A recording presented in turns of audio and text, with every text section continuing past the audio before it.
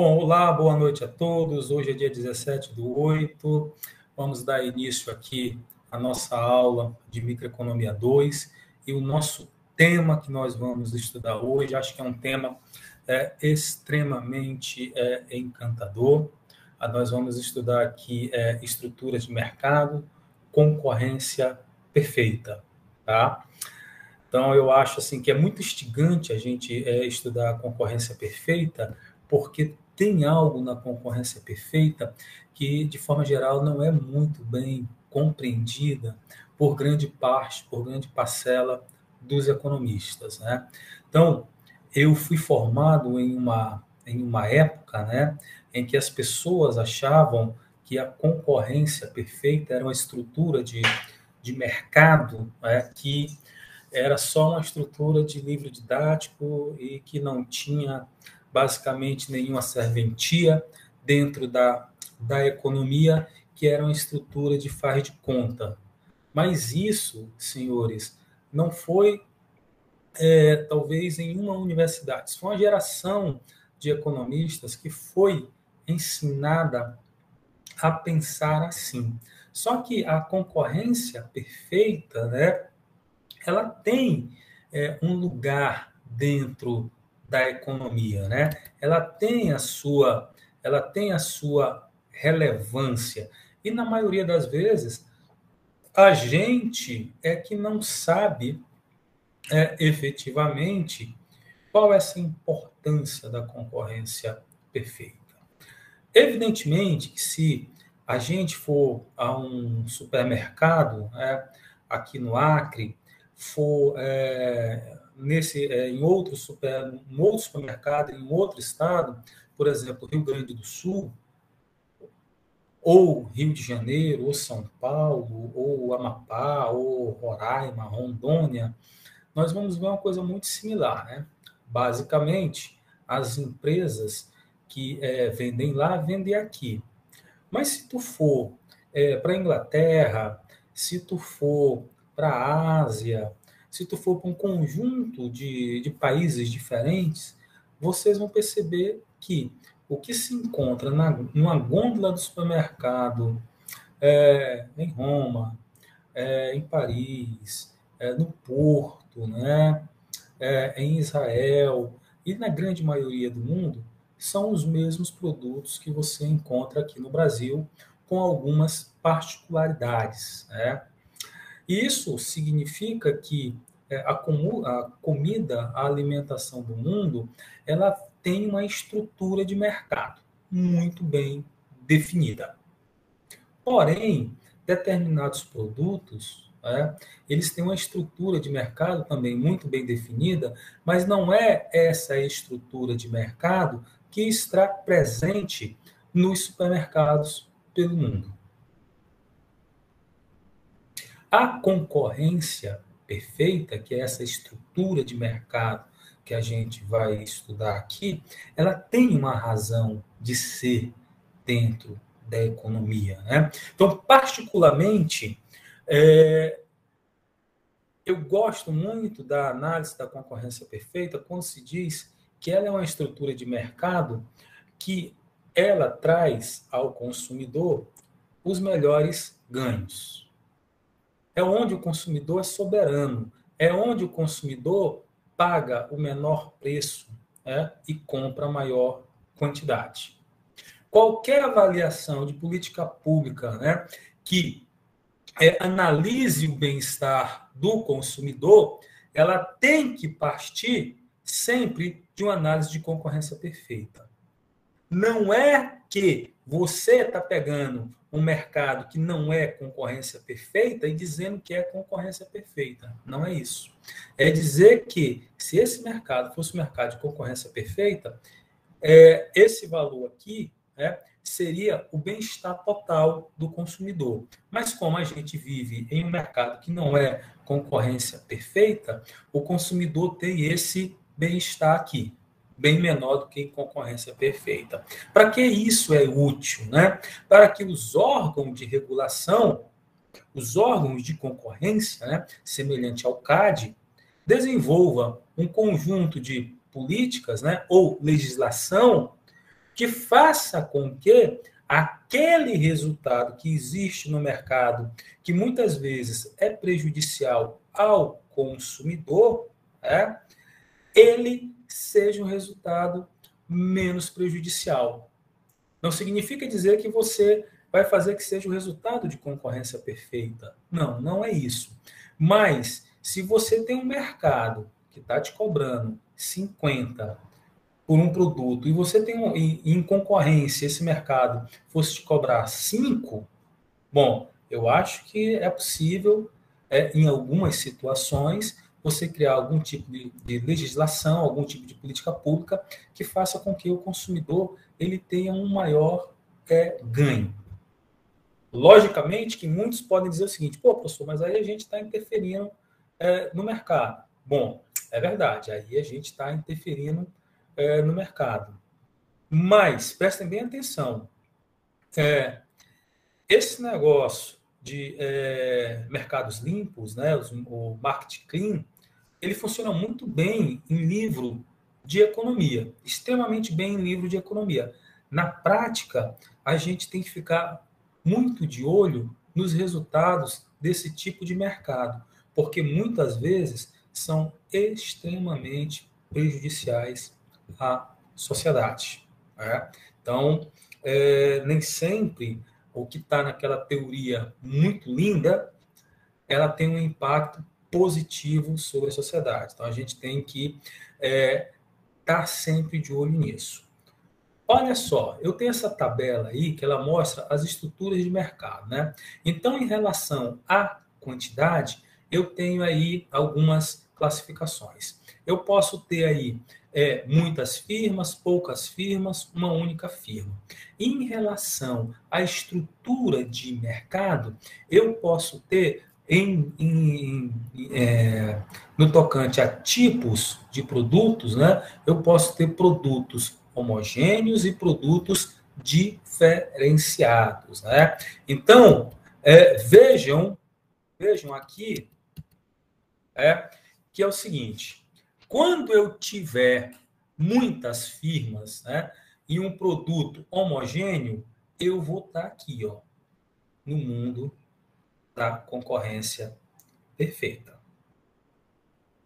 Eu vou estar aqui no mundo da concorrência perfeita. Bom, vamos dar um exemplo aqui de concorrência perfeita, né? Aqui no Acre. O mercado do cheiro verde. O mercado do cheiro verde, ele é concorrência perfeita. Por que ele é concorrência perfeita, né? Daqui a pouco a gente vai dar uma olhada nas características da concorrência perfeita e a gente vai entender isso melhor. Bom, se eu tiver aí um produto homogêneo com poucas firmas, né? Eu tenho aí ou um oligopólio puro ou um oligopsônio, né? Então, se eu estiver falando de oligopólio, ou seja, uma oferta, eu tenho uma contrapartida com o oligopsônio. O que é isso? É quando poucas firmas compram. E eu posso ter uma estrutura que vai ter uma única firma e um produto homogêneo, tá? Que é um monopólio ou um monopossônio. Então, o monopossônio é quando um único compra. Tudo bem? Bom, se eu tiver muitas firmas e um produto diferenciado, aí eu tenho uma concorrência monopolística, né? Se eu tiver poucas firmas e um produto diferenciado, né, eu tenho aí um oligopossônio diferenciado ou um oligopólio diferenciado, né? Se eu tiver uma firma e um produto diferenciado, né, até o momento a literatura não deu essa classificação. Então é o seguinte, nós temos todas essas estruturas de mercado que estão aqui e um pouco mais, né? Que ao longo aqui do nosso curso de Microeconomia 2, a gente vai dar uma estudada. Então, olha que coisa interessante. Quais são as características da concorrência perfeita, tá? Então, eu tenho um mercado atomizado. Então, o que é mercado atomizado? Mercado atomizado é quando a gente tem um grande número, né, de vendedores ofertando um produto homogêneo. Professor, o que é um produto homogêneo? Senhores, homogêneo não é igual. Homogêneo significa dizer que o consumidor não vê grandes diferenças, né, de forma geral, entre um produto e outro, tá? Então, é mais ou menos quando você entra no supermercado, você vai lá no Araújo, no mercado, em qualquer outro supermercado, e você vai ali na estante dos sabonetes, correto? E você vê que tem um conjunto de sabonetes que, mesmo sendo de marcas diferentes, né? O que acontece? Para você não existe uma diferença significativa entre um sabonete Lux Luxo e um Rexona.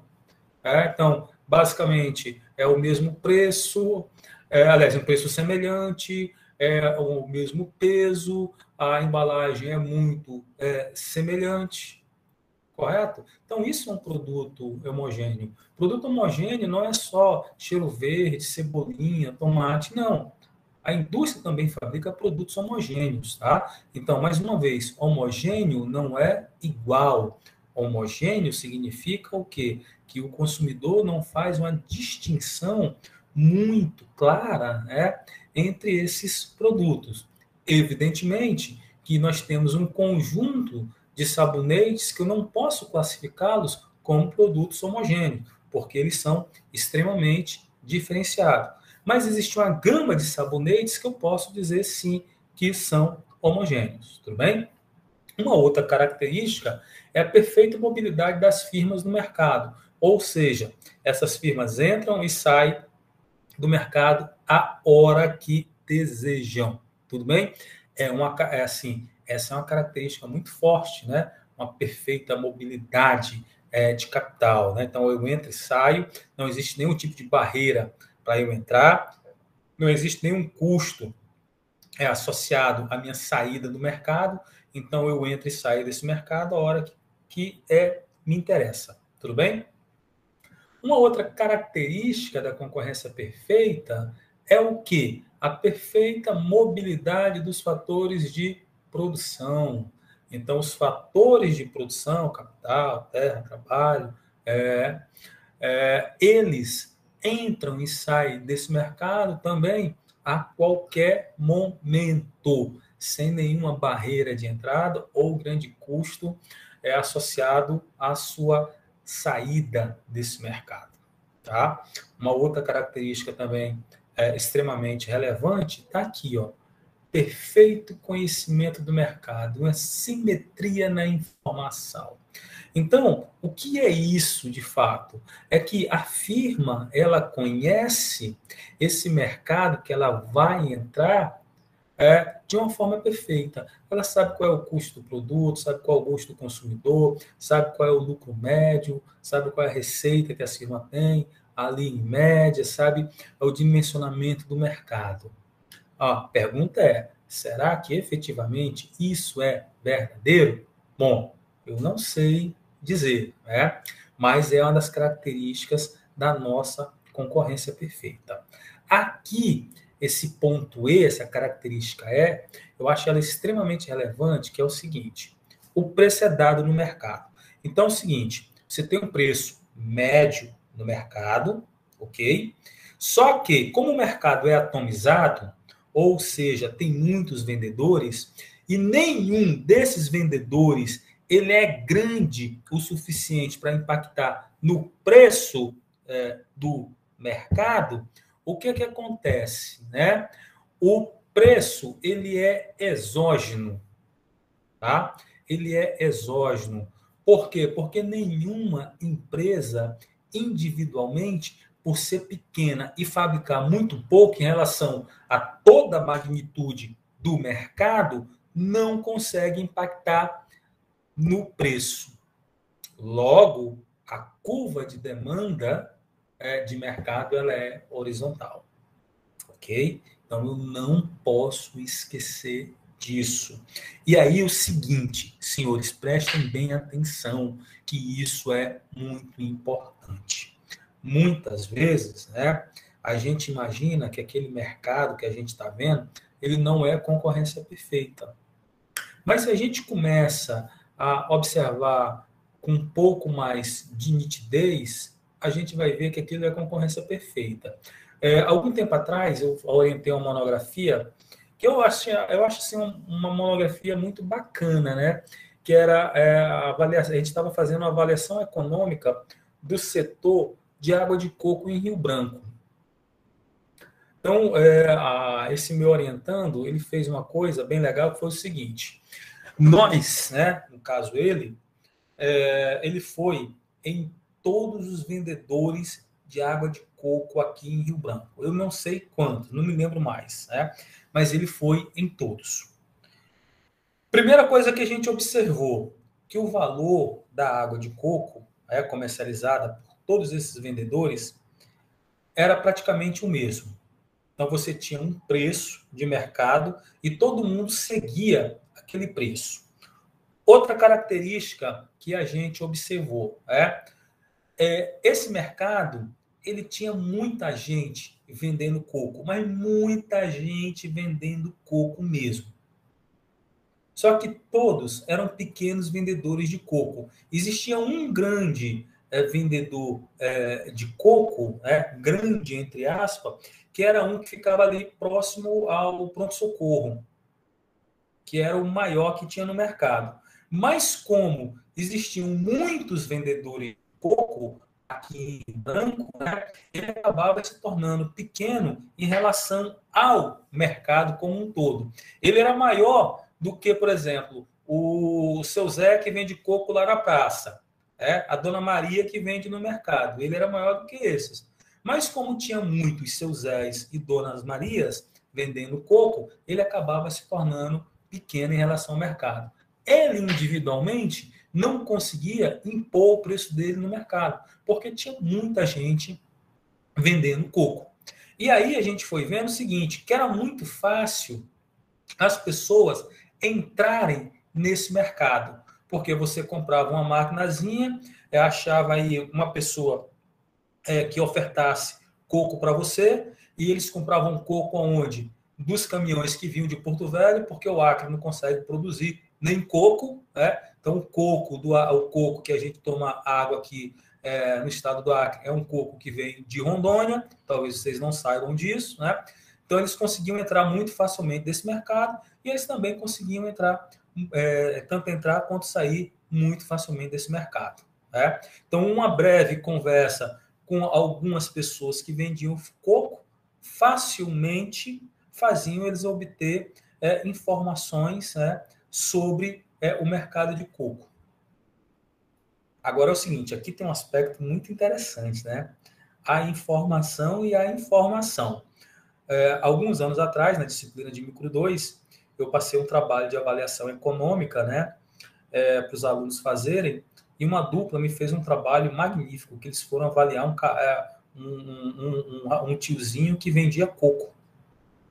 E aí, num primeiro momento, a gente imaginava que aquela atividade comercial, venda de coco, assim, era um negócio maravilhoso, Maravilhoso. Mas aí, quando a gente começava a botar todos os custos, Custo de oportunidade, O custo de oportunidade, tanto da mão de obra quanto do capital, aí você viu o seguinte, e depreciação também, cara, o tiozinho tá levando uma naba infernal aqui, não tem noção do prejuízo que ele está tomando. E muitas vezes as pessoas não têm essa noção. Por quê? Porque o ser humano, de forma geral, ele tem uma visão muito clara sobre aspectos financeiros, sobre o dinheiro que ele está pegando, Ele está pegando, ele está ali vendendo, ele está comprando, ele está movimentando. No tocante a aspecto econômico, o que acontece? Ele não tem essa noção muito bem definida. Então, ele não faz o cômputo da depreciação do carrinho dele de coco, essas coisas, Então, aquele carro de coco ele tem um período que ele vai existir. Depois daquele período, a gente tem que substituir, De onde é que ele vai tirar o dinheiro para substituir isso, se ele não fez um fundo de depreciação?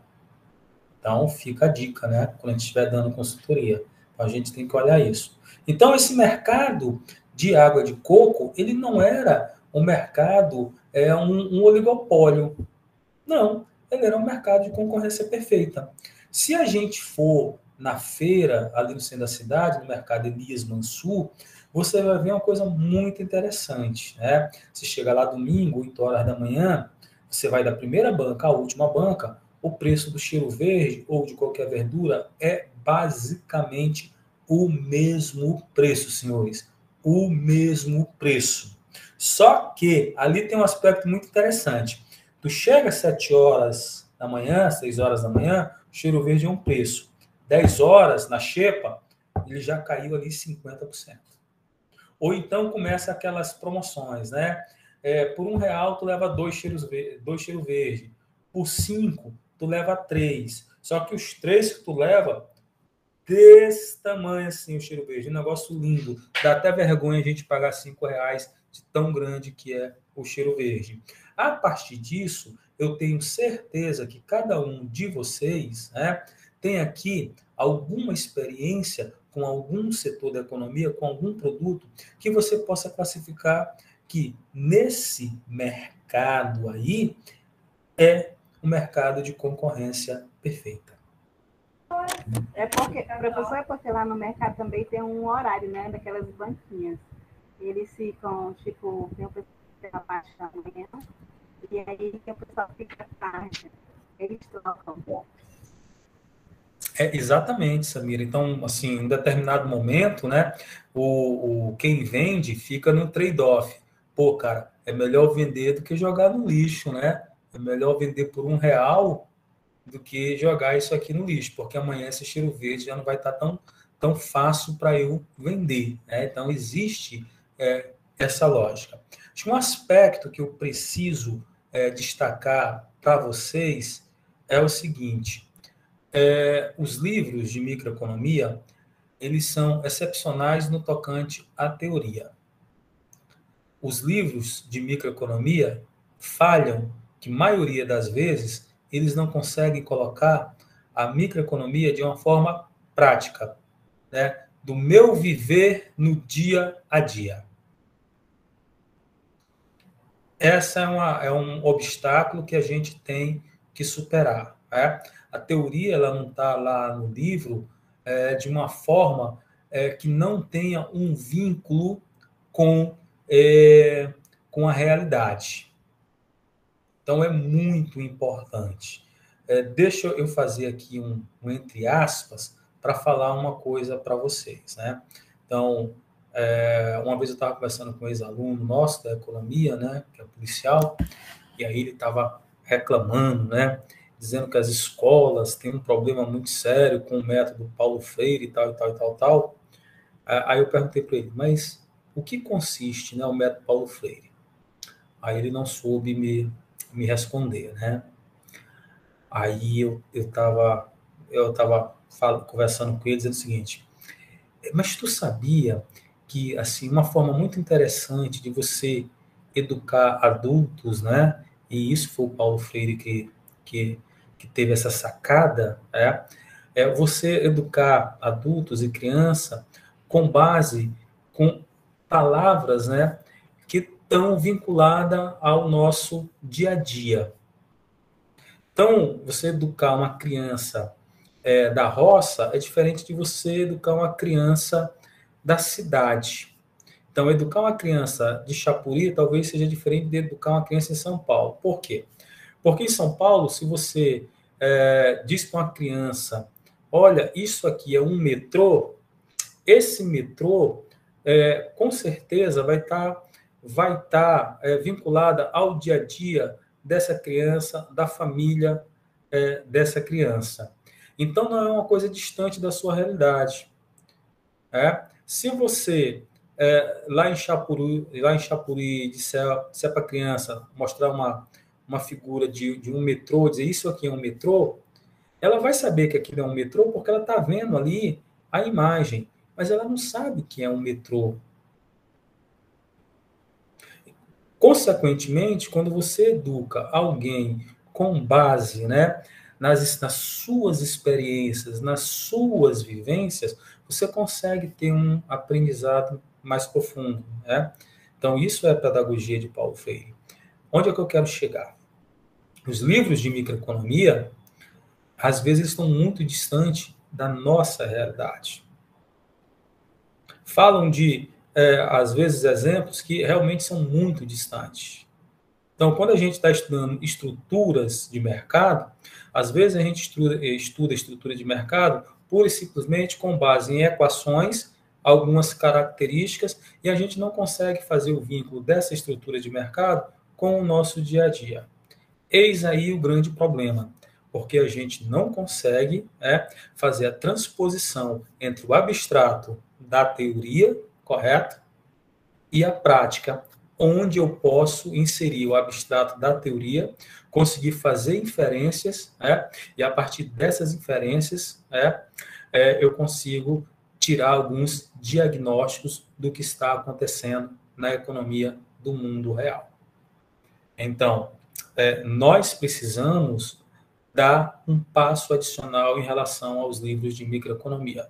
Nós precisamos sair do abstrato ao concreto, sem ter perdas de qualidade. Só que o concreto é o nosso dia a dia. E a gente tem que fazer esse concreto com base nas nossas experiências, na nossa vivência. Então, quando a gente está falando aqui de mercado de coco, mercado de cheiro verde e outras coisas, é porque isso está próximo do nosso dia a dia. Talvez seja um pouco complicado se a gente estiver falando aqui do mercado de shiitake. Vocês sabem o que é shiitake? Todos sabem aqui o que é shiitake? Sim. Você sabe, né, Samira? Eu sei. A Samira sabe o que é shiitake, mas nem todo mundo sabe o que é shiitake, né? Então, é algo que a gente... É porque eu aprecio essa comida exótica. Você é rica, Samira. Você pode dar aí R$200 aí no quilo de shiitake. O professor aqui só sente o cheiro. Deus o livre. Então, senhores, isso tem que ficar assim muito claro para a gente, né? Então, vejamos aqui mais um pouco. Vamos avançar mais um pouquinho aqui no oceano da sabedoria. Então, olha só a nossa linda estrutura de mercado, né? Então, aqui eu tenho a oferta, né? Eu tenho aqui a minha oferta, tenho aqui minha demanda, correto? Aqui eu tenho o meu preço e minha quantidade de equilíbrio. Mas observe o seguinte, observe o seguinte, isso aqui é para o mercado. A firma, ela vai encontrar aqui, essa curva de demanda, tá? Então, isso aqui é o mercado. Isso aqui é a firma individual. Isso significa que variações na quantidade que a firma coloca não afetam aqui a minha demanda de mercado, né? Não afetam o meu preço, tudo bem? E aqui tem uma coisa muito interessante, né? A matemática realmente é algo muito bonito e nos ensina muita coisa dentro da economia. Então é o seguinte, na figura 1, a gente tem aqui, a curva de demanda individual da firma, né? Essa inclinação dela, a inclinação dela é zero. A inclinação dela significa o quê? Que a variação da quantidade, né? Aliás, a variação do preço sobre a variação da quantidade é zero. Logo, a quantidade não exerce impacto sobre o preço. É isso que está dizendo aqui a minha equação 1. Tudo bem? Se eu lembrar que a elasticidade de demanda é dada por variação de Q sobre variação de P vezes P sobre Q, e aí é o seguinte, aqui é a variação de Q sobre P, Aqui é variação de P sobre Q, por isso que está 1 sobre variação de P sobre Q, vezes P sobre Q, tá? Essa variação aqui eu já sei que é zero, tá aqui, Então fica 1 sobre 0, correto? Então essa elasticidade aqui, ela vai dar o quê? Ela vai dar infinita, Então essa elasticidade de demanda aqui, ela é infinita. Tudo bem? Então, não vamos esquecer isso.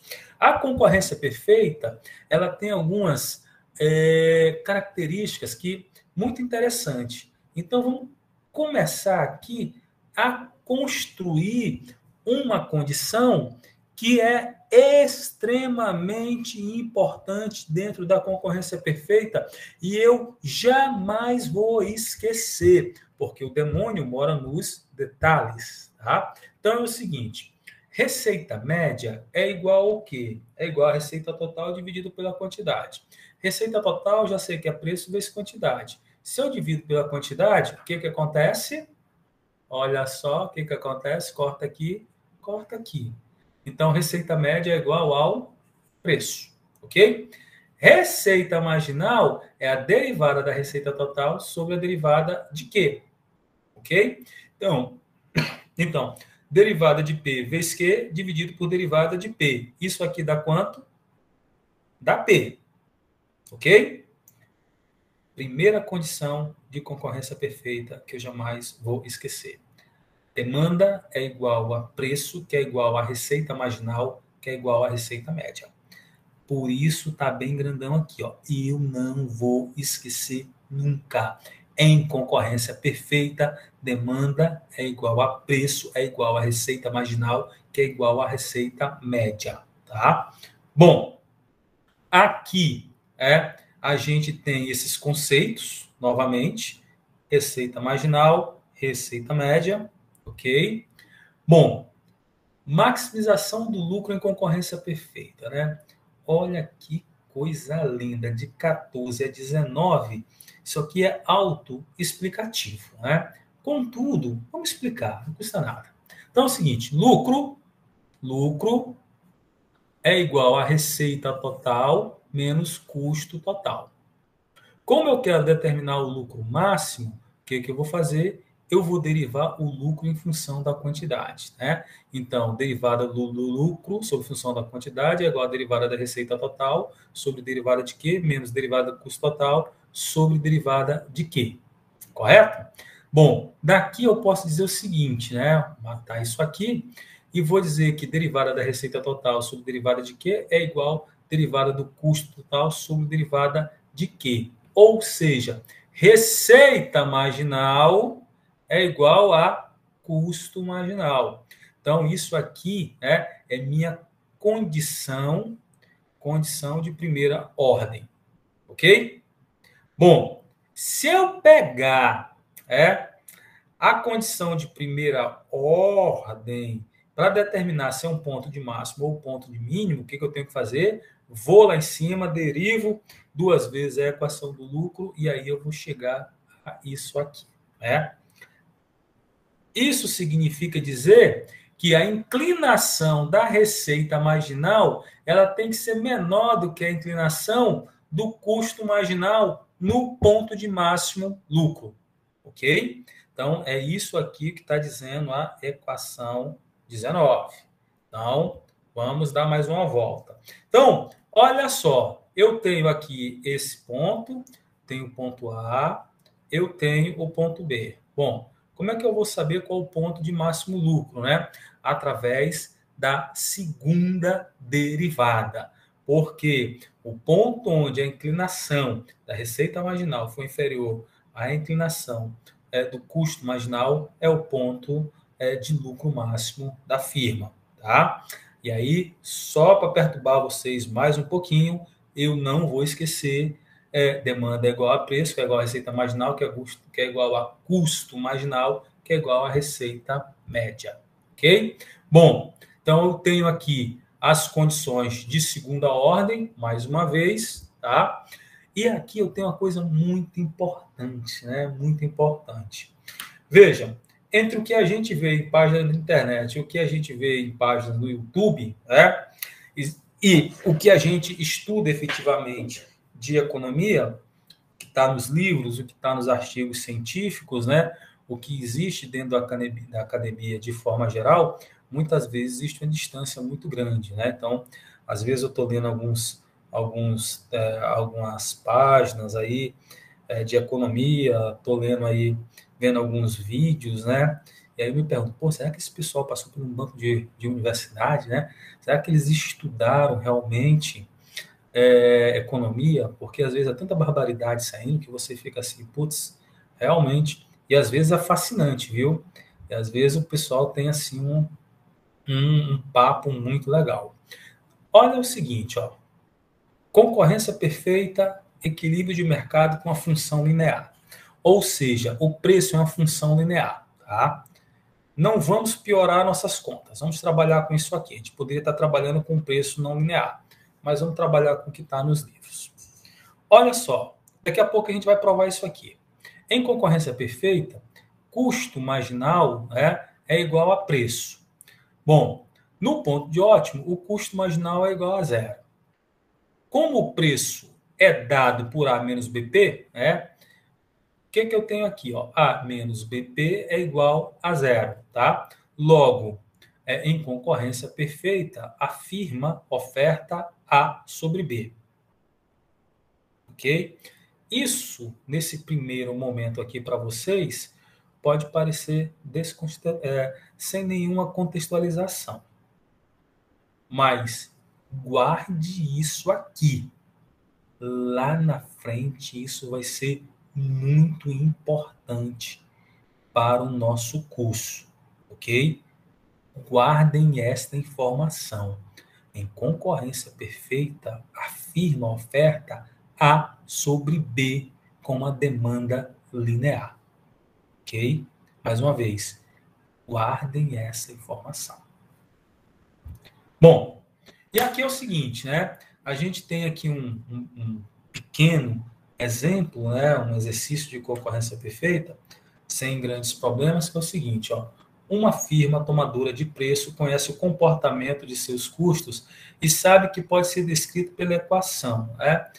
Custo total é igual a 1/3 Q ao cubo, menos 4.000 Q ao quadrado, mais 23Q, mais 30. Seu produto final é vendido ao preço de mercado de R$ 15 a unidade. Determine a quantidade ótima que a firma deve produzir. Bom, então é o seguinte, aqui é simples, o lucro da firma é o quê? É receita total menos custo total. Né? Então, o problema já dá o preço, tá? Então, preço vezes quantidade menos custo. Então, o preço é 15 vezes Q menos o custo, né? Então, eu tenho aqui a minha equação do lucro, tá? Então, dá isso aqui. 1/3 Q o cubo mais 4Q, 4,5 Q ao quadrado, menos 8Q, menos 30. Bom, o que eu vou fazer agora? Fazer as condições de primeira ordem, derivar a equação 29, eu vou ter isso aqui, tá? Eu vou ter essa equação aqui, ok? Bom, eu tenho duas raízes, tenho 1 e 8. Bom, e aí, o que eu faço agora, né? Tenho que tirar as condições de segunda ordem, né? Então, as condições de segunda ordem me dizem que Q2, né? Que Q2, 8, né? Que Q2 é o ponto que satisfaz as condições de segunda ordem, tudo bem? Então, é o ponto de máximo lucro, né? Segunda pergunta, o lucro da firma quando se toma a decisão de produção máxima, né? O que eu vou fazer? Lucro para Q igual a 8, e aí eu vou determinar aqui o valor do lucro da firma. Tudo tranquilinho, né? E aqui tem o seguinte, né? Onde a firma vai produzir no curto prazo? Então, no curto prazo, é aquela situação onde existe custo fixo, né? Porque no longo prazo, todos os custos são variáveis. Então, o lucro da firma, né?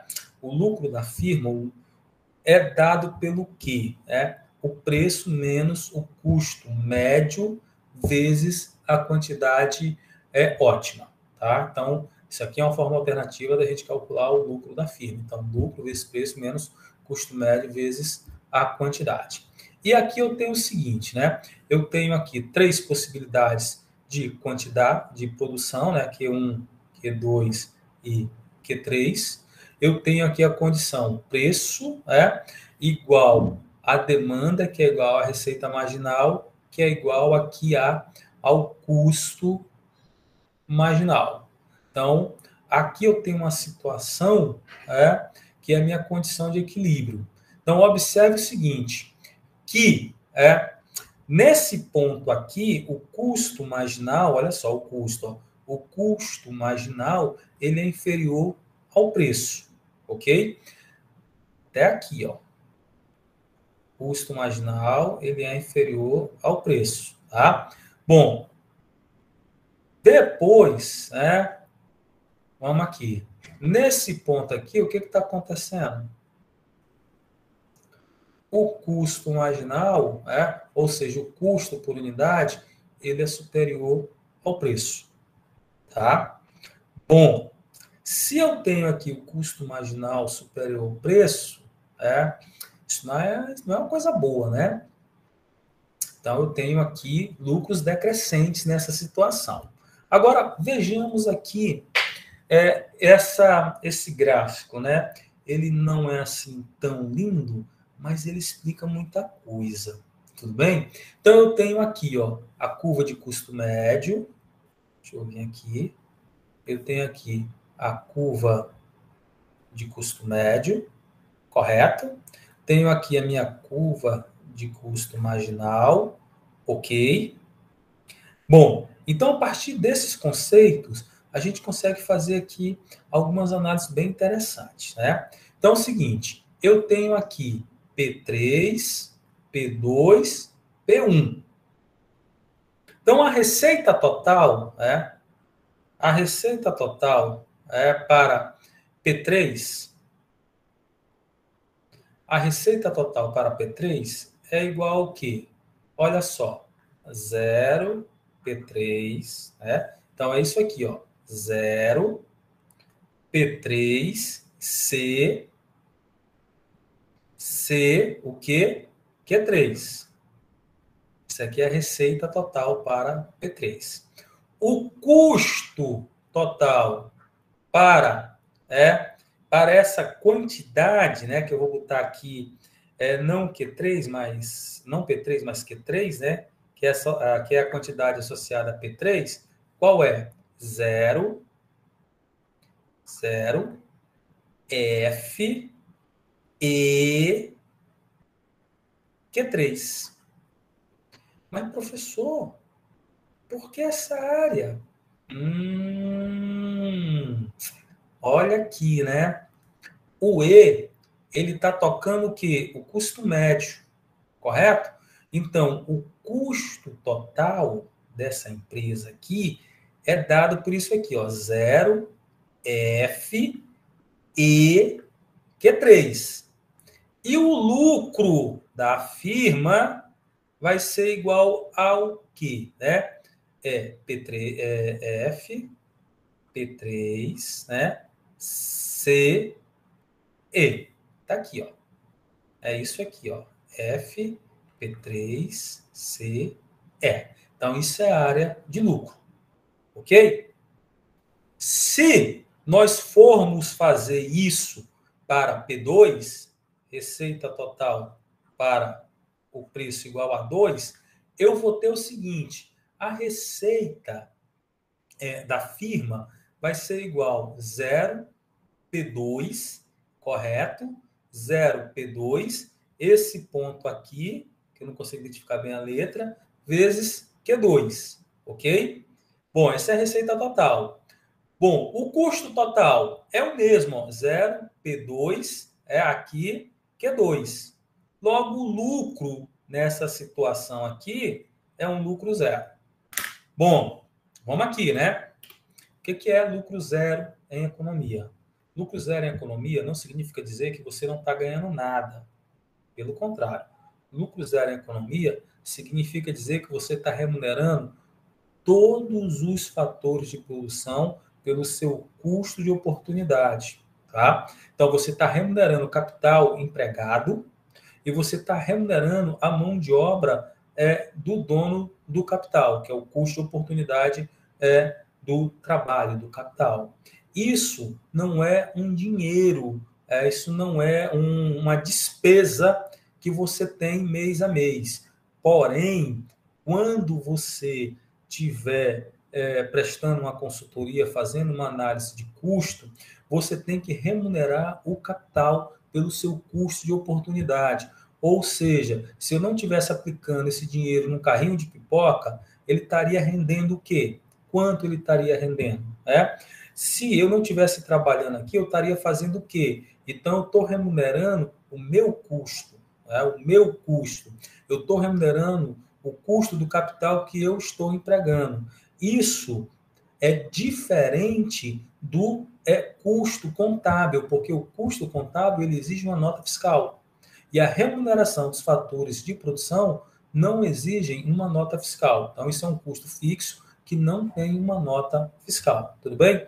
Se eu for dar uma olhada, né? Se eu for dar uma olhada, por exemplo, em P1, o que acontece em P1? O lucro da firma é 0 P1B Q1, correto? E o custo da firma é 0 GAQ1. O que está acontecendo aqui? O custo é maior do que, né, o lucro. Logo, a firma está tendo prejuízo. Tudo bem? Não esqueçam disso, que isso é muito importante. Tá? Então é o seguinte, eu nunca vou esquecer, né?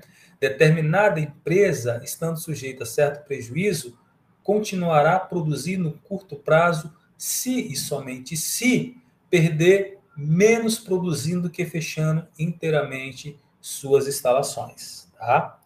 Esse eu não vou esquecer um. O não vou esquecer dois é o seguinte, a firma elegerá continuar a operar no curto prazo, mesmo com perda, desde que a receita total exceda os custos variáveis totais. Isso lhe permitirá gerar alguma receita que lhe capacite a pagar parte do custo fixo.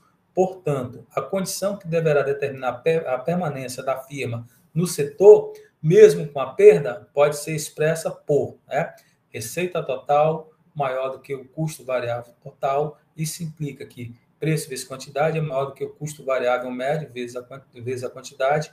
Isso implica que preço é maior do que o custo variável médio. Bom, o que eu quero dizer aqui para vocês é o seguinte, no curto prazo, a firma ela pode sim ter prejuízo. Ela pode, por exemplo, não remunerar os custos fixos. Como o custo de oportunidade é um custo fixo, o que acontece? Você pode não estar remunerando o custo de oportunidade do capital. Você está levando prejuízo econômico, porque você não está remunerando o custo de oportunidade do capital. Então, você tem prejuízo econômico, mas você tem o quê? Você tem lucro financeiro, lucro contábil. E aí você imagina que esse é o melhor dos mundos. E é isso que acontece aqui na economia triana. Quando vocês estiverem aí prestando consultoria, vocês vão ver que acontece muito isso. Os caras têm lucro contábil, mas não tem lucro econômico. E ele não se importa com lucro econômico, porque ele acha, e às vezes, na maioria das vezes, ele nem sabe que é importante você remunerar os fatores de produção pelo seu custo de oportunidade. A maioria dos empresários no Acre aqui sequer faz um fundo de depreciação. Ou seja, o cara é dono de um Uber, então o capital dele é o carro.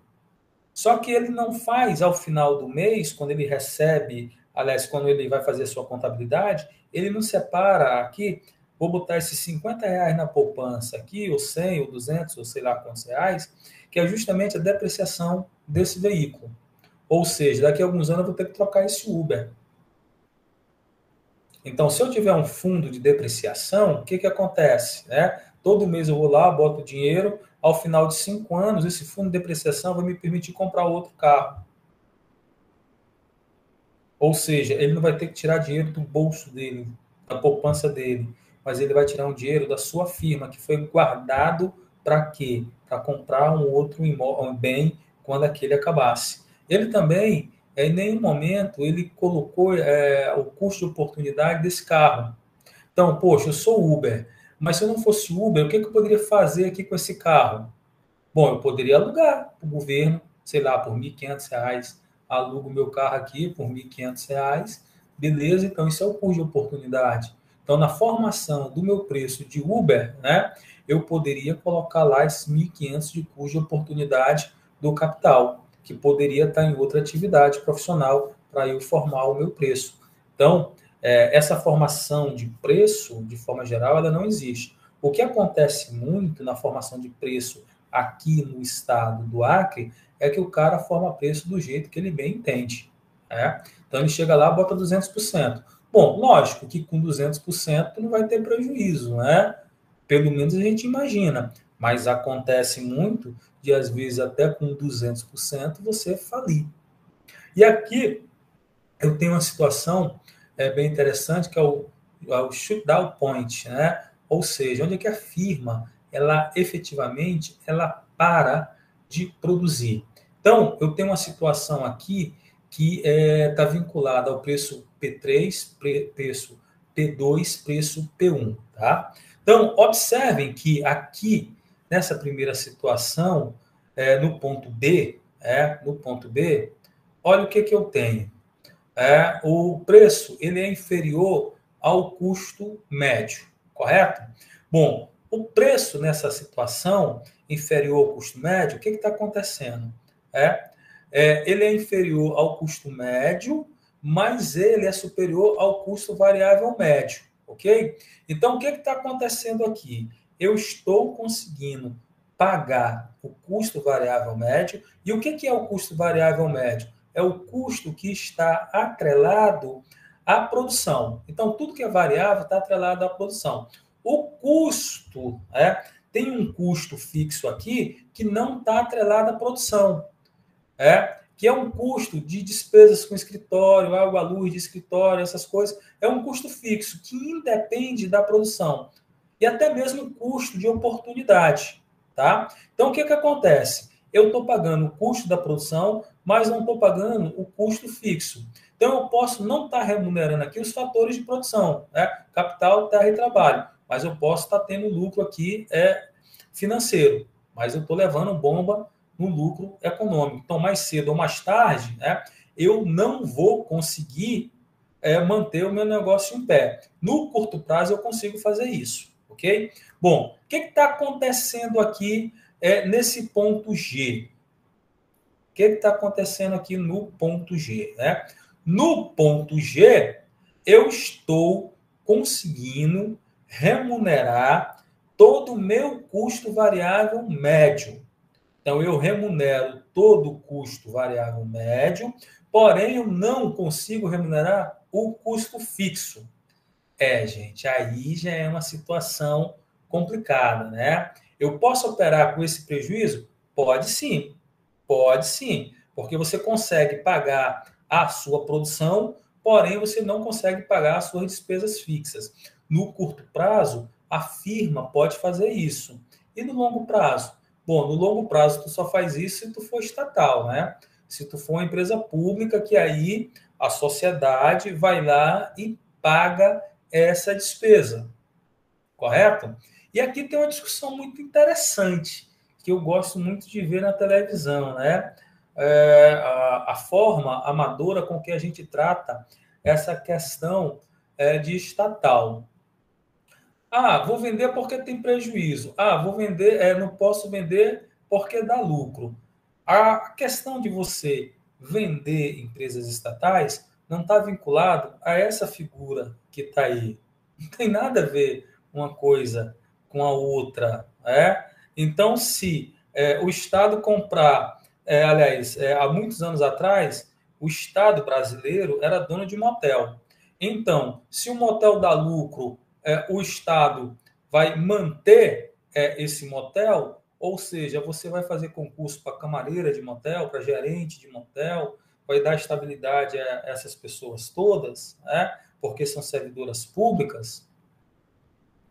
Talvez essa não seja a discussão a ser travada, né? Possivelmente a discussão a ser travada, ela esteja em outro nível de abstração que a maioria das pessoas não consegue entender. A questão é: cabe ao Estado prover esses bens e serviços? Isso é função do Estado? Isso que é importante na discussão. Vamos negligenciar que esse negócio dá lucro ou prejuízo, porque não é isso a discussão. A discussão isso é uma atividade que tem que ser provida pelo Estado. Talvez, em determinado período de tempo, o Estado teve a necessidade de fazer o provimento desse bem ou serviço. Só que em outros momentos históricos, possivelmente, isso não seja mais uma tarefa para o Estado. Vou dar um exemplo para vocês. Vocês acham que a iniciativa privada ela iria, pura e simplesmente, pelos ganhos de capital que iria obter, fazer um aeroporto em Cruzeiro do Sul? Não ia. Por quê? Porque em Cruzeiro do Sul, um aeroporto privado, de forma geral, não vai dar certo. Não vai dar certo.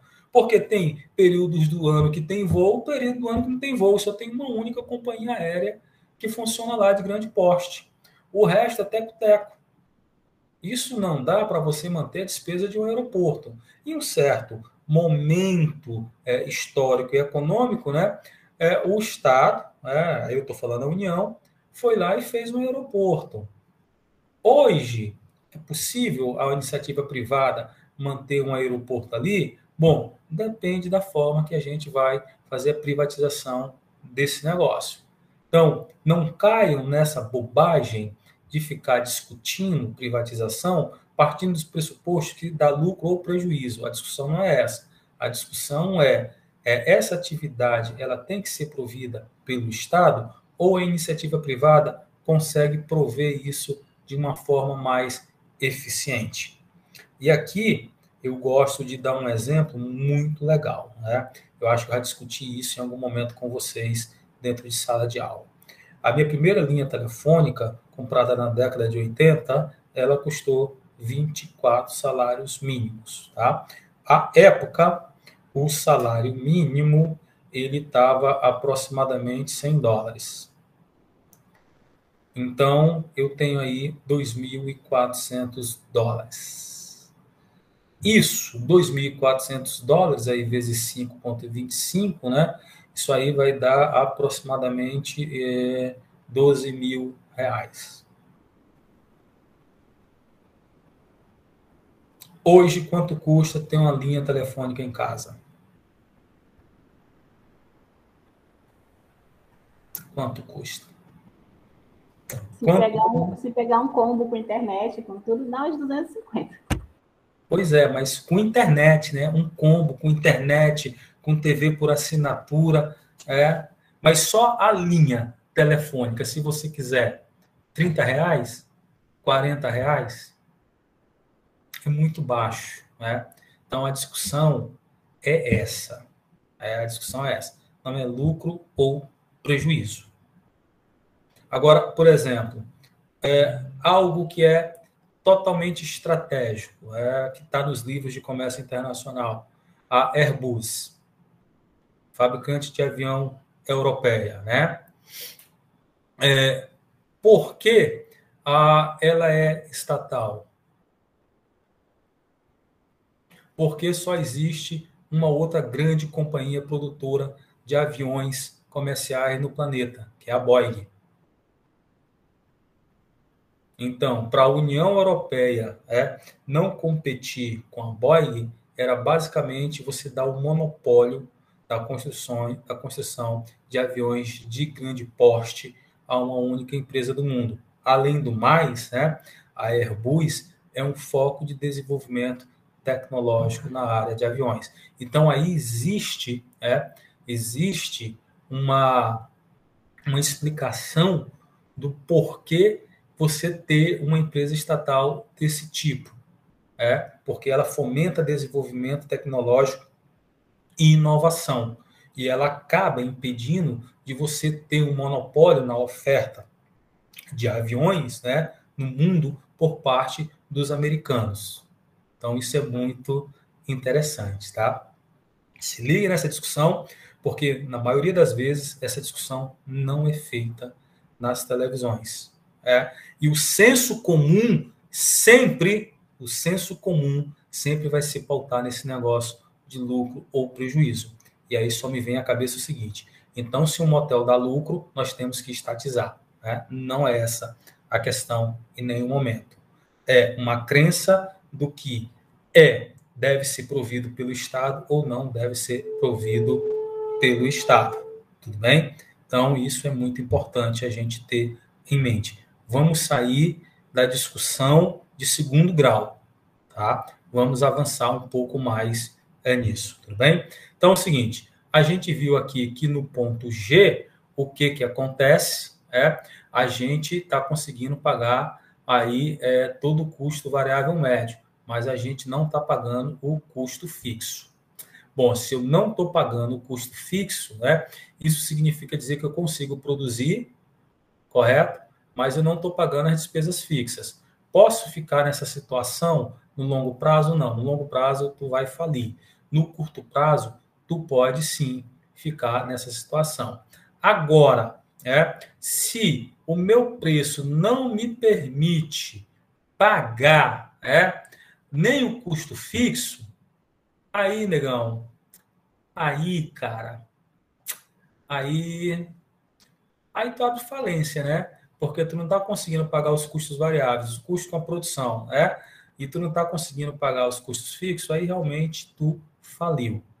E aí, senhores, eu tenho um adendo para fazer para vocês, que é o seguinte, eu tenho uma atividade no PET chamada Consultoria Solidária, e a gente tem assim um problema seríssimo, para prestar consultoria, porque as pessoas não querem receber consultorias.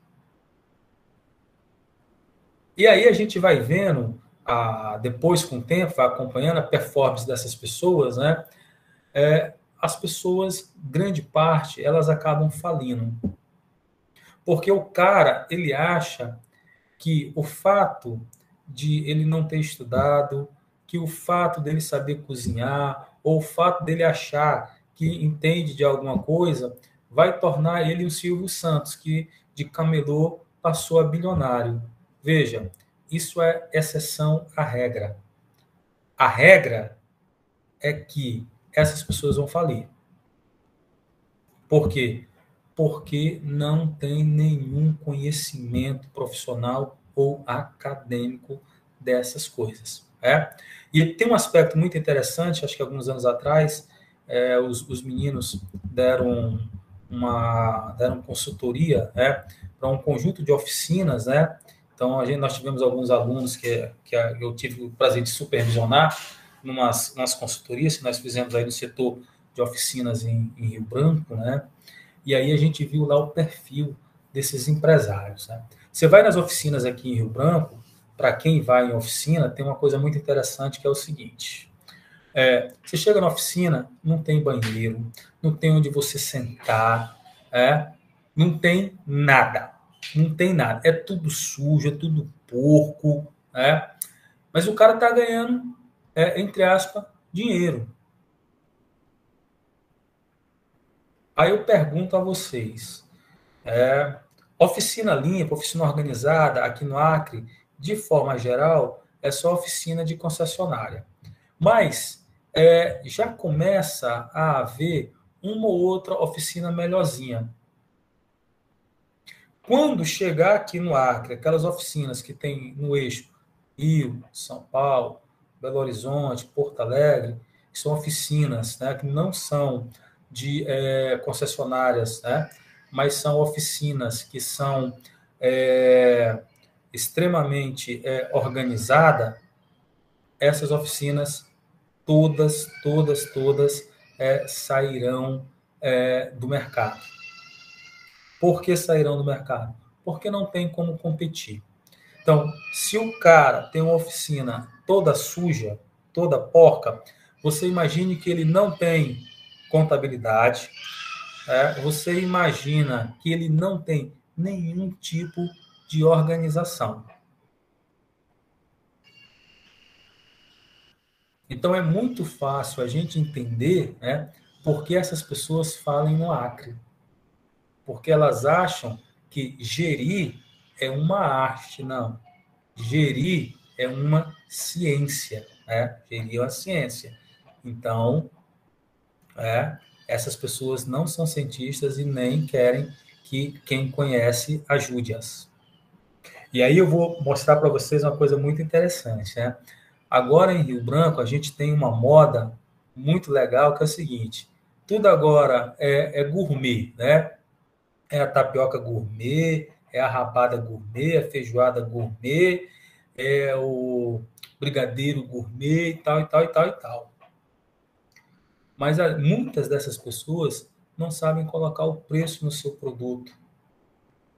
E como não existe nenhum tipo de controle financeiro, elas confundem o dinheiro da casa delas, né? Porque para muita gente isso é um segundo ramo de atividade profissional. Às vezes a pessoa tem um trabalho e aí no horário vago ela vende churrasquinho à noite, ela vende comida, ela vende brigadeiro, ela faz um monte de coisa.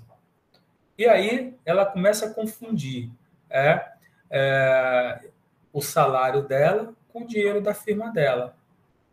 E acontece muitas das vezes, que eu já vi, de ela estar pagando para estar trabalhando na sua segunda atividade profissional. Porque os custos com a sua atividade profissional acabam sendo supridos pelo seu salário da outra atividade. Porque a receita que ela ganha da atividade paralela, não consegue suprir isso. Mas como o bolso e o cartão de crédito é o mesmo, ela não consegue fazer essa distinção de custos. E aí o que acontece? A casa cai, a firma dá errado.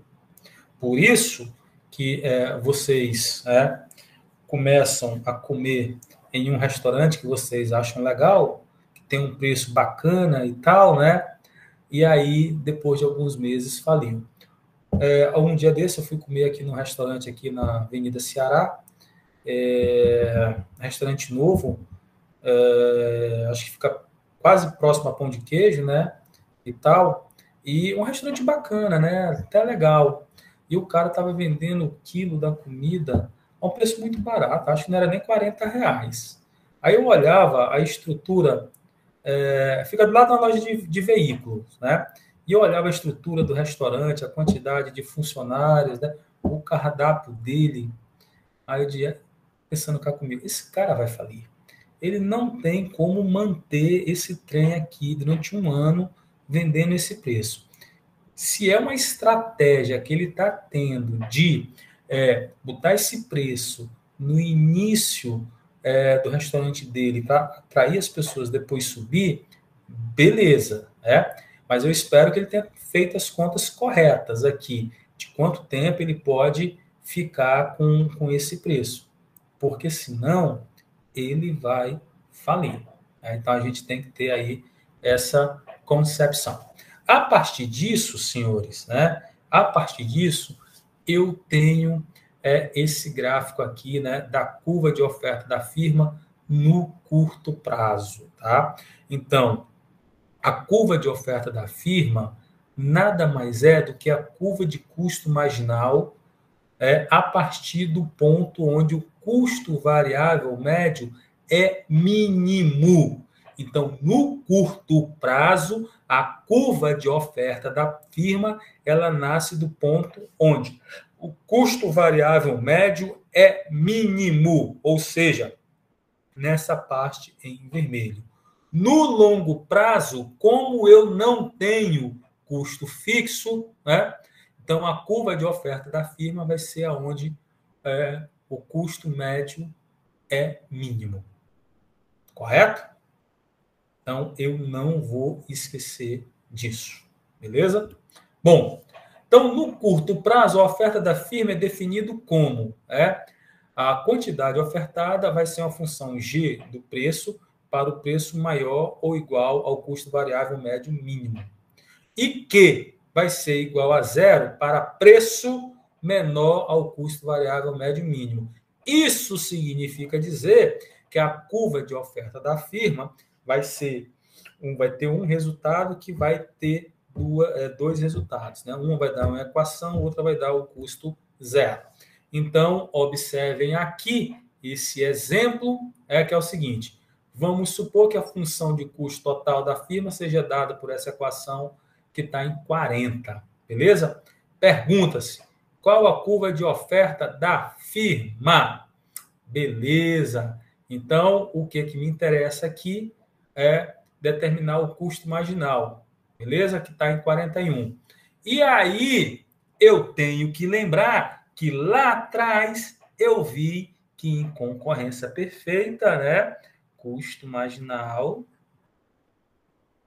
é igual a preço. Correto?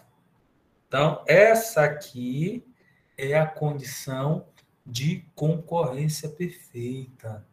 Professor, não estou lembrado disso.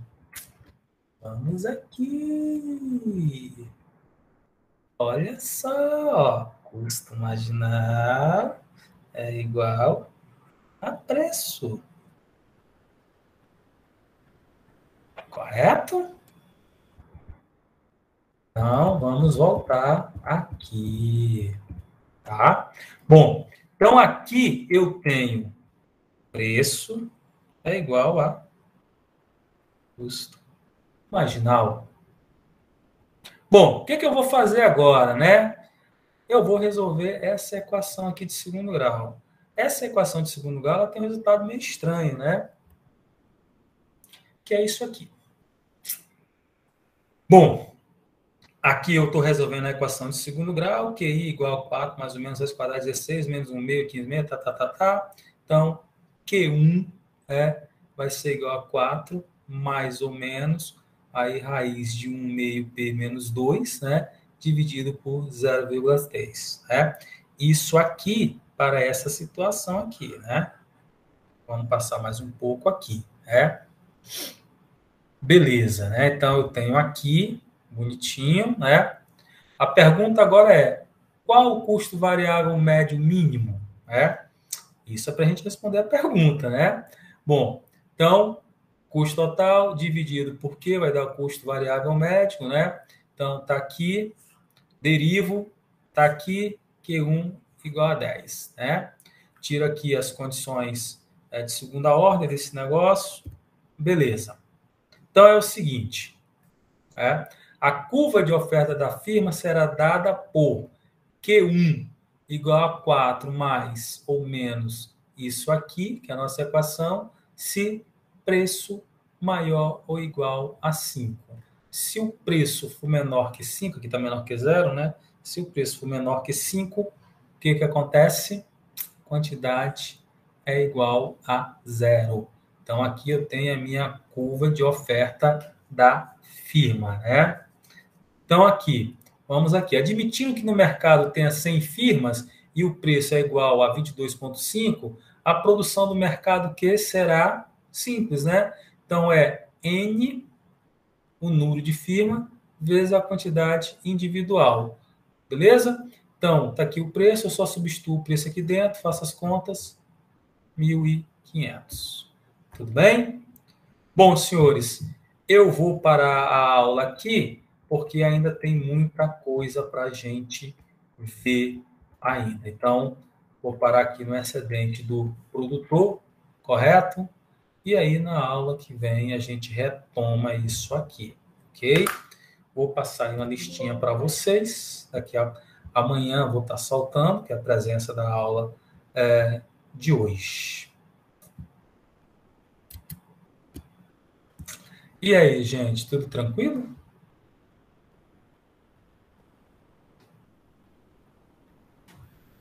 Sim, professor. O Risley está fazendo... Calma aí, só. O Risley está fazendo uma pergunta. Professor, se a curva de demanda é horizontal, qual é o incentivo para o produtor continuar produzindo? Então, deixa eu me fazer ser entendido aqui, Risley. O fato da curva de demanda ser horizontal, isso não significa dizer que o produtor não está tendo nenhum lucro. Isso só significa dizer... Isso, Risley, exatamente. Então, isso só significa dizer que ele não consegue impactar no preço de mercado, mas ele está sendo remunerado, ele tem lucro, tá? Porque o lucro em concorrência perfeita é igual a zero. Lucro zero significa dizer que ele está remunerando todos os fatores de capital, inclusive o seu, tá? Então, ele remunera tudo pelo seu custo de oportunidade. Agora, tem uma coisa muito interessante aqui nessa discussão, Risda, que é o seguinte: muitas vezes, o que acontece, né?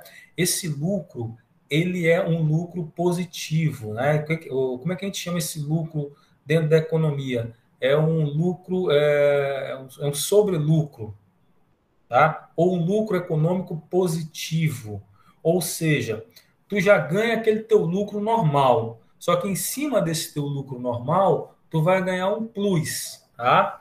E aí, o que isso acarreta dentro da economia? No curto prazo, tu começa a ganhar esse lucro, correto? Então, pô, tu descobriu alguma coisa ali, então tu tá ganhando um lucro enorme. O que vai acontecer? Outros empresários, né, vão ver que você está ganhando esse lucro, porque lembra, livre mobilidade de capital e informação perfeita.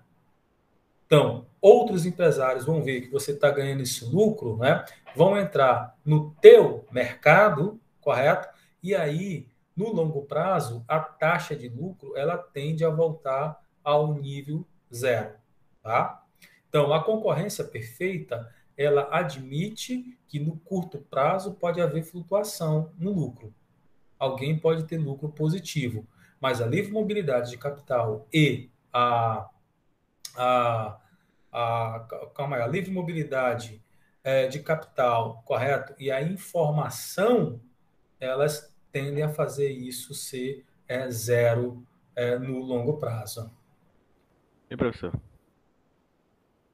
aquele, só para ficar mais claro esse negócio do custo de oportunidade, naquele exemplo da feira lá, seria mais ou menos, por exemplo, quem já foi em feira sabe, seria mais ou menos quando o cliente vai num lugar, na feira do início, e aí ele meio que tenta, para ele não ter que ir noutra feira lá, pegar fila e tal, às vezes, e talvez nem tenha sei lá, o que ele quer comprar, seria mais ou menos esse custo seria dele ir até lá e pegar essa fila. No caso, ele prefere comprar no mesmo lugar, né? Na mesma banca, já que é o mesmo preço, né? A sua análise está correta, né? Às vezes, quando me perguntam em entrevista, então, professor, você acha que as pessoas devem ir vários supermercados? Não, eu não acho, não. Porque se tu vai de carro, se tu vai de ônibus, né? Você tem um custo de oportunidade do tempo que você está gastando, da gasolina que você está gastando, né? E às vezes tu chega lá, é o quê? O mesmo preço? R$ 1 mais barato? E o tempo que tu passou para ir? Né? E a gasolina que tu gastou? Né? E o que tu podia estar fazendo? Então, às vezes, é bem melhor comprar aquilo que é um pouquinho mais caro, né? Porque tu vai ter um tempo, tu vai gastar menos, né? Então, acho que compensa, né?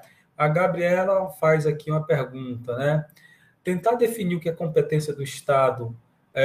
Gabriela, isso aqui não tem uma resposta, porque isso aqui depende muito do que os governos acham, do que a sociedade acha, o que é competência para o Estado.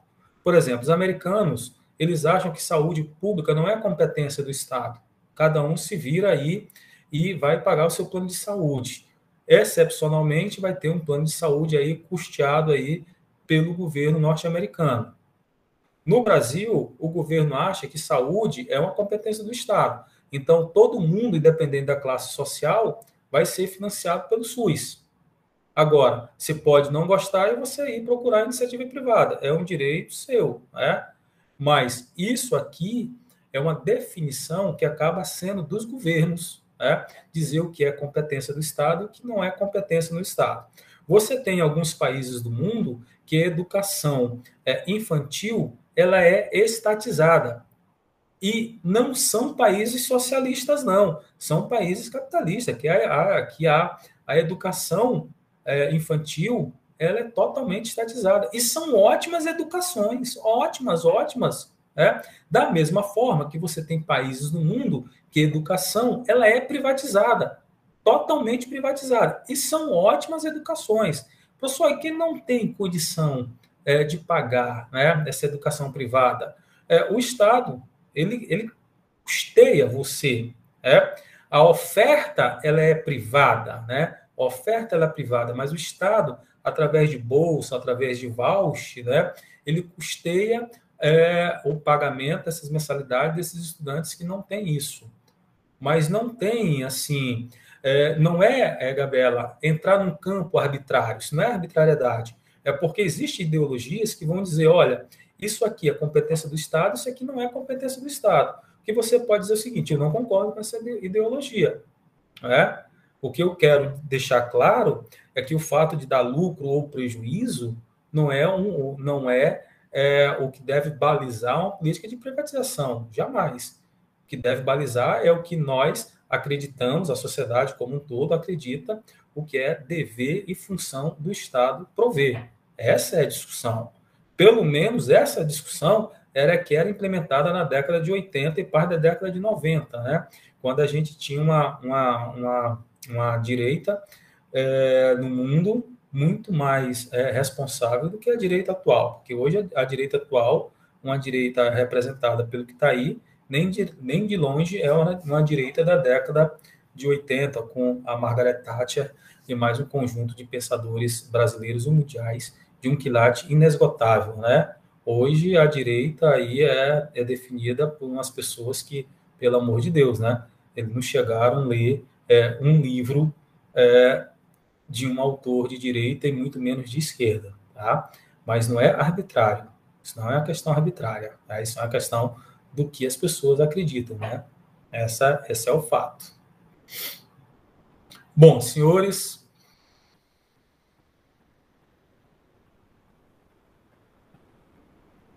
o Rizzi coloca aqui, né? O pessoal acha também que é a privatização que muda o preço ou altera a qualidade do produto, né? As pessoas acham isso também, né? Assim, é muito complicado algumas coisas. Eu vou só, em relação ao correio, né? Eu vou só fazer uma fala aqui, pessoal, não é científica, mas eu sou de uma época em que o correio, né? Os correios, né? Eram consideradas, assim, uma das empresas que eu diria de maior respeitabilidade no Brasil, mas assim, de longe, de maior respeitabilidade no Brasil. Nós estamos hoje no século XXI, quando a gente entra na internet, os memes que você vê sobre os Correios não são nada que indique respeitabilidade, né? Eu vou dar se eu compro muito na internet, compro muito do exterior, e às vezes um produto que eu compro na Suíça, na Suécia, na Finlândia, na China, ele chega aqui no Brasil em 4 dias, 7 dias, né? Mas quando ele entra ali por Curitiba, para chegar de Curitiba a Rio Branco é 1 mês, né? É 1 mês. E aí é complicado, né? Se eu for mandar um Sedex daqui, Rio Branco, Cruzeiro do Sul, vou pagar R$100, né? Se eu pedir qualquer coisa do exterior, com R$100, eu consigo trazer um produto da China para cá, às vezes a R$10 ou até frete grátis, né? Complicado, né? O Risley também coloca uma coisa que eu acho interessante. A estrutura de mercado também tem muito...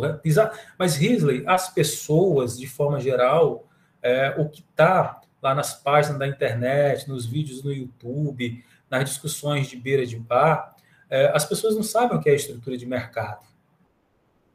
Essa é a grande questão, né? As pessoas não entendem isso. Monopólio, independente se é público ou é privado, é sempre ruim, né? É sempre ruim. Então, eu vi uma discussão muito interessante, né, do cara colocando o seguinte: olha, nós vamos deixar aqui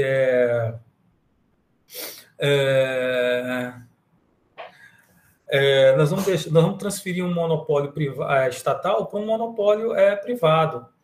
É correto, ele está correto. A gente vai deixar o monopólio estatal para um monopólio privado, né? Ambos são extremamente ruins, né? A pergunta é como a gente consegue regulamentar esses monopólios de forma que o impacto negativo dessa estrutura de mercado seja mitigado para a sociedade, né?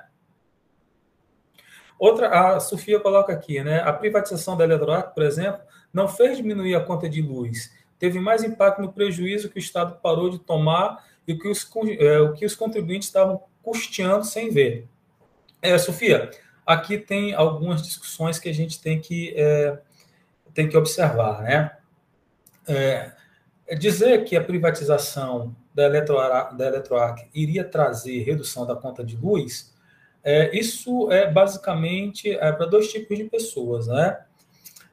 Para as que acreditam em contos de fada e as que não conhecem nada do setor elétrico. Por quê? Porque a Eletroacre ela não é produtora de energia. A Energisa não é produtora, ela é distribuidora. Ela compra energia, né? Ela compra energia de alguém que está produzindo. Então, se sobe o preço de produção da energia, o produtor repassa para a distribuidora. E a distribuidora, como esse produto é inelástico, o que ela vai fazer? Ela vai passar para o consumidor. Fato. Acabou. Acabou. Então, a conta de energia só pode diminuir se houver redução do preço no produtor, jamais no distribuidor, porque isso é um bem inelástico. Outra coisa, mesmo havendo redução do preço no produtor, isso não significa necessariamente que isso vai ser repassado ao consumidor. Por quê? Porque a distribuidora não é obrigada a passar isso ao consumidor. Nós vivemos uma economia de mercado. Fato. Você não é obrigado. Se não houver uma lei, se não houver fiscalização que diga o seguinte, uma redução de 10 centavos na produção de energia elétrica deve ser repassado integralmente ao consumidor, e que se a distribuidora não repassar, ela vai ser multada em 10 milhões de reais, nunca vai ser repassado. Nunca. Isso é economia de mercado. Isso é economia de mercado. Não tem como. As pessoas, assim, quando vão ler a conta de luz, elas não entendem o que está escrito lá. Lá tem distribuição, lá tem geração, lá tem impostos e fundos setoriais. Impostos e fundos setoriais. A Energisa, nesse caldeirão todo aí, possivelmente, né, a distribuidora, possivelmente é quem menos ganha. Quem menos ganha.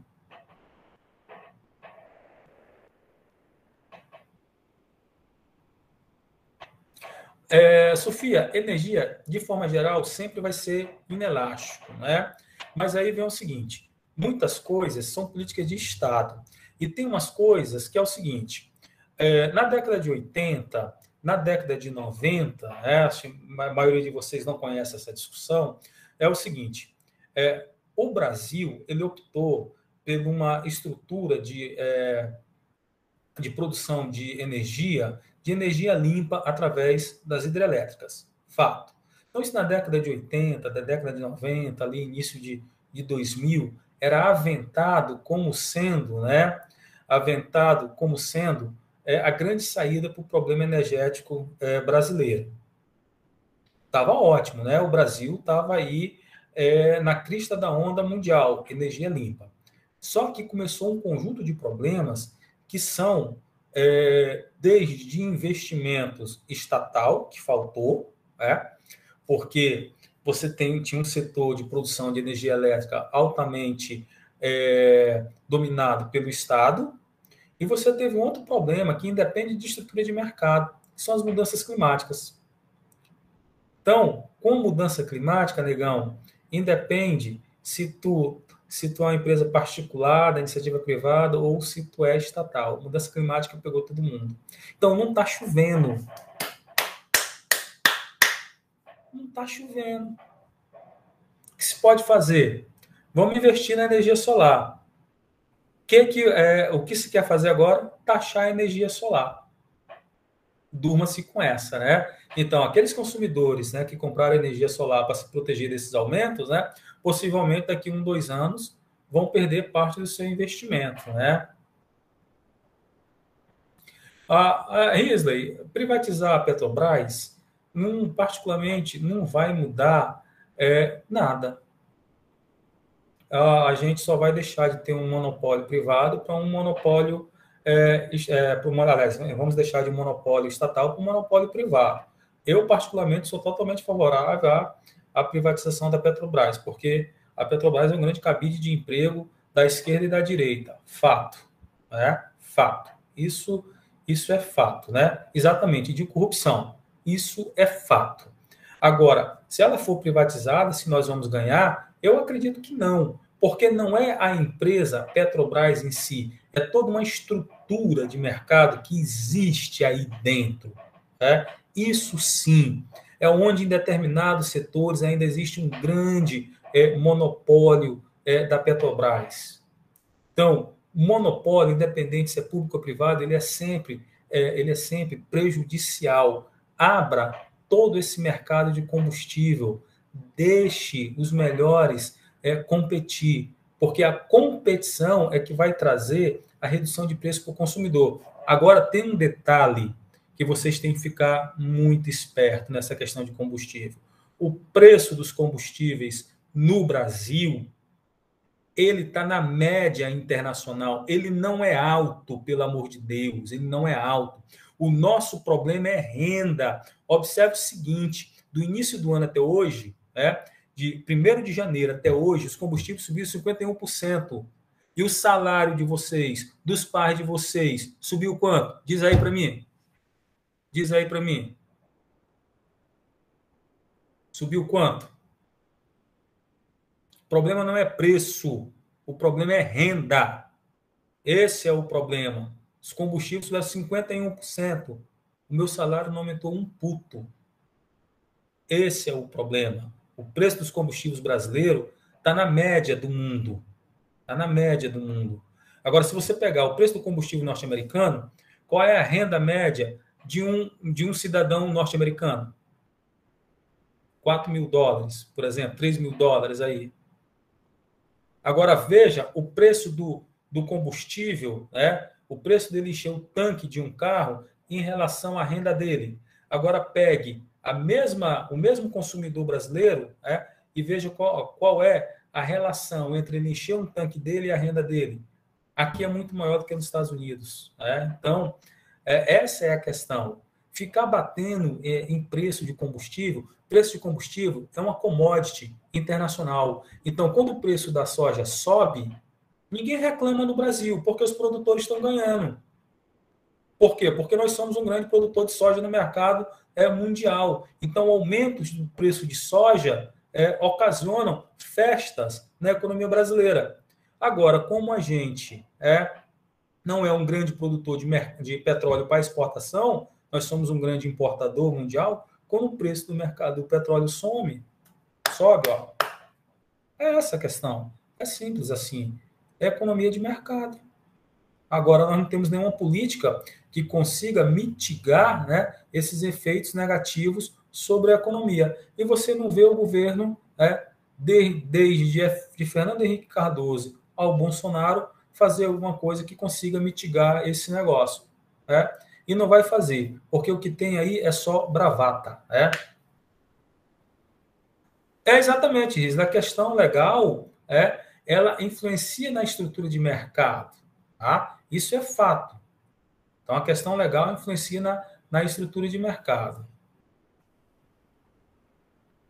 Rita, mas aí é mais ou menos o seguinte, né? Você coloca aqui, sempre que alguma empresa é privatizada, piora para o consumidor. Não, Rita, isso não é verdade.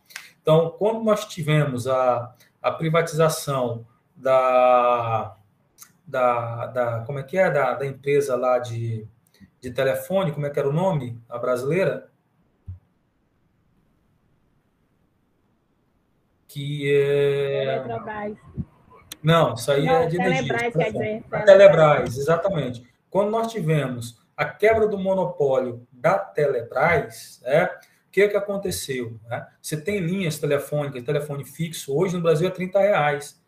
Eu comprei a minha a $2.400. Então, eu não posso dizer que piorou para o consumidor. Por exemplo, hoje, qualquer pessoa tem um telefone celular. Quando o telefone celular entrou no Brasil, o telefone celular era algo que só gente rica tinha, e era declarado imposto de renda. Hoje, de forma geral, qualquer pessoa tem um telefone celular. É barato você ter um telefone celular. Né? As pessoas dizem o seguinte, mas ainda é caro. Mas se você pensar na estrutura de telefonia celular do Brasil e comparar com a Europa, né, o Brasil dá praticamente 6 Europas. Uma coisa é você prover telefone celular na Finlândia, com 2 antenas de celular em todo o país, né? Outra coisa é você prover telefone celular no Brasil. Aí tu vai ter um lugar, por exemplo, no São Paulo, que tu vai colocar uma antena de celular no centro de São Paulo. Aquela antena de celular no centro de São Paulo, ela vai atingir por dia ali 30 milhões de pessoas. Então, o custo médio de uma ligação em São Paulo é tendendo a zero. Mas você vai pegar uma antena de celular e vai colocar, por exemplo, lá em Santa Rosa do Purus, o custo médio de uma ligação ali no Santa Rosa do Purus é um negócio explosivo, altíssimo. Quem é que paga esse custo médio? Não é, presta minha atenção, não é o consumidor de Santa Rosa do Purus, não, negão. É o consumidor lá do Sudeste, lá de São Paulo. Ele paga uma ligação mais cara do que era para pagar. Mas, de certa forma, todos estamos ganhando. Todos estamos ganhando, né? Talvez seja essa lógica, dos Correios, da privatização dos Correios. Eu não li esse PL, né, dos Correios, mas que é preciso a gente fazer alguma coisa, né? Precisa a gente fazer alguma coisa, né? Em relação à privatização, né? Eu vi uma briga algum tempo atrás, pessoal, mas porra, privatizar a Casa da Moeda, qual é a lógica do governo ter que produzir até o dinheiro dele? Principalmente no momento onde a economia vive uma transição que hoje a gente, grande parte das pessoas não usa mais dinheiro, usa Pix, usa cartão, usa alguma coisa assim, né? Por quantos anos nós ainda vamos ter dinheiro circulando na economia?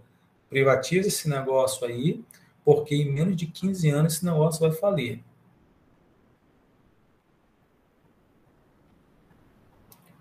Mas Rita, mas aí você tem que entender uma coisa, né? O fato da Energisa ter terceirizado, isso aí não é ruim. Essa é uma estratégia da empresa para ter lucro. O que não pode acontecer é você manter um quadro gigantesco dentro de uma empresa, né? Exatamente, esse também não é um problema. Você não pode manter um monte de servidor público dentro da empresa sem fazer nada. Não, mas é público. Não é bem assim não, gente. Público tem que ser eficiente, né? Acho que terceirizar necessariamente não é um problema, como o Risley coloca, né? Mas aí você pega algumas coisas que são absurdas, né? Você pega um engenheiro da Eletrobras, salvo engano, tinha um engenheiro que ganhava um salário de 65 mil. Gente, na iniciativa privada, nenhum engenheiro ganha 65 mil para ser engenheiro. Não é que eu ache, assim, não é que eu ache que seja um salário baixo ou um salário alto, mas o que eu acho que é um salário absurdo em relação ao mesmo nível de responsabilidade que outros, e mesma qualificação que outros possuem e ganham, às vezes, 20% disso aí. Então, é uma reflexão que a gente tem que fazer, né? Uma reflexão também que...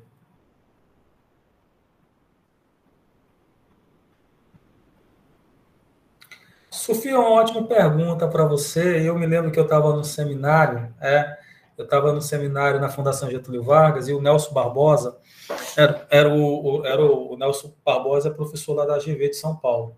E aí, nesse bate-papo que a gente estava tendo lá, o Nelson Barbosa estava colocando uma coisa muito interessante, que era o seguinte, né? Eles estavam pensando, estavam com um problema muito sério no governo, que é o seguinte, é como você atrai competências para participarem do governo. Porque se você pegar um salário, por exemplo, de um analista do Banco Central, é um salário, vamos botar assim, 25 mil reais por mês, bruto. E aí, quando você nomeia um diretor do Banco Central, esse diretor do Banco Central vai ter um salário ali de 20 mil, 18 mil bruto. Primeira dificuldade. Você achar uma pessoa da iniciativa privada com competência para ser diretor do Banco Central ganhando isso. Porque na iniciativa privada, esse cara é diretor de banco, esse cara é superintendente de alguma coisa, esse cara ganha 70, 80, 100 mil reais na posição que ele ocupa. Né? E aí, quando vai para o Banco Central, esse cara ele não vai por dinheiro, não. Esse cara vai mais por amor ao país. E aí ele está dizendo o seguinte, qual é o problema? É que você tem o presidente do Banco Central, muitas vezes, ganhando menos do que alguém da atividade meio do Banco Central. Né? Às vezes, um economista, um analista de alguma coisa, ou um técnico em alguma coisa dentro do Banco Central. Então, esse é um problema muito sério, porque determinadas funções dentro do governo ninguém quer assumir, porque você já ganha relativamente muito bem, né? Você já ganha relativamente muito bem, e aí você é concursado e você não quer entrar no governo. Se você acha, por exemplo, que ser secretário de Estado no Acre compensa não, negão. Você vai ganhar 20 e poucos mil, tu tem noção do que é ser secretário de Estado com o Tribunal de Contas da União no teu pé, Tribunal de Contas do Estado no teu pé, um monte de confusão política, você sem dormir. Você acha que isso é negócio? Ser secretário de Estado? Não, negão. Eu prefiro ficar aqui na UFAC, ganhando meu salário, do que ser secretário de Estado. Muitos vão, ou por status, ou porque querem contribuir. Porque, economicamente, se você for honesto, não compensa não, cara. Isso aí é loucura que as pessoas inventam, né? Então, Sofia, nem sempre o comissionado ganha mais do que o concursado, tá? Na maioria das vezes ganha menos, tá? Samir, tem um outro aqui, uma dúvida, e agora eles querem mudar todo mundo para ganhar muito dinheiro.